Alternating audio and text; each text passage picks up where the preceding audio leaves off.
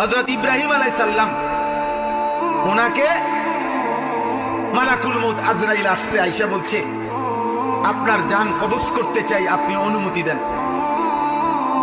হাদিসের মধ্যে আছে প্রত্যেক নবীকে মৃত্যুর পূর্বে মালাকুল মউত জানায়, অনুমতি চায়।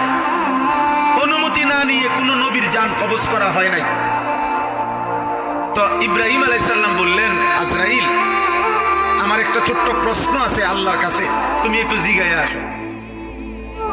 যাও তুমি জিগাও। তো আজরাইল মালাকুল মউত বোঝাচ্ছে বলেন, তো তুমি গিয়া বলবা আল্লাহর কাছে, আয়াকবিজুল খলিল রূহা খলিলিহি, আল্লাহকে জিজ্ঞাসা করবা গিয়া যে ইব্রাহিম জানতে চাইছে কোন বন্ধু কি বন্ধুর জান কবজ করে?